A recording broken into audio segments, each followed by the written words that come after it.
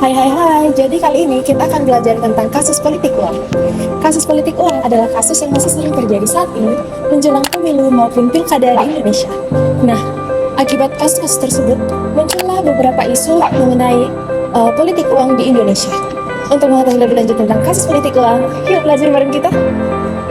Nah, mungkin kalian bertanya-tanya, apakah isu-isu mengenai kasus politik uang benar terjadi? Jawabannya adalah ya. Menurut Bawaslu, KPK, dan hasil survei mengatakan bahwa pada tahun 2024, pilkadanya banyak mengalami berbagai kasus politik uang. Perlu kalian ketahui bahwa Bawaslu mencatat ada begitu banyak kasus mengenai isu politik uang pada pilkada 2024. Ada 130 kasus loh. Badan Eksekutif Indikator Politik Indonesia, Burhanuddin Muhtadi mencatat bahwa 35% responden pemilu 2024 memberikan hak suaranya karena politik uang. Jadi teman-teman, kapan sih terjadinya praktik politik keuangan? Praktik politik keuangan terjadi pada masa pemilihan, mulai dari masa kampanye,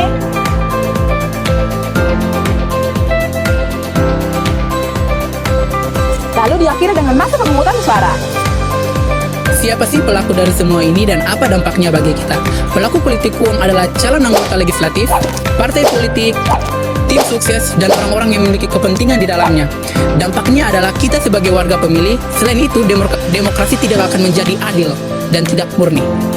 Jadi teman-teman, politik uang itu bisa terjadi seperti pemberian sembako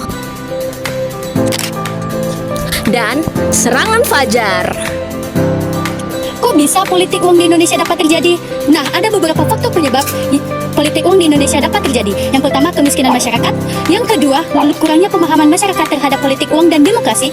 Yang ketiga, lemahnya para penegak hukum terhadap politik uang. Dan yang terakhir, adanya adat atau kebiasaan masyarakat terhadap susah atau sulit dalam menolak pemberian. Dampak negatif dari politik uang merusaknya demokrasi, menghasilkan pemimpin yang tidak berkualitas, korupsi, dan menciptakan masyarakat yang terganggu. Secara teori, politik uang sangat bertentangan dengan prinsip-prinsip demokrasi yang menjunjung tinggi kesetaraan dan keadilan. Para ahli juga berpendapat bahwa praktik ini sangat merusak demokrasi dan juga menghambat pembangunan politik yang sehat. Politik uang merupakan salah satu bentuk korupsi yang merusak tatanan demokrasi Indonesia. Fenomena ini mencerminkan kurangnya kesadaran masyarakat akan berpolitik dan lemahnya penegakan hukum. Dari masalah tersebut, kita membutuhkan edukasi atau anjuran. Yang pertama, masyarakat perlu meningkatkan kesadaran terhadap politik keuangan. Yang kedua, pendidikan yang intensif. Dan yang ketiga, penegak hukum yang transparan dan tegas. Yang keempat, berani menolak pemberian uang daripada politik uang. Dan yang kelima, memilih pemimpin yang bijaksana. Nah, teman-teman, untuk demokrasi yang jujur dan adil, penting bangetlah kita untuk menolak politik uang. Yuk sama-sama kita dorong politik uang agar masa depan Indonesia menjadi lebih cerah. Tolak politik uang, raih demokrasi, gemilang.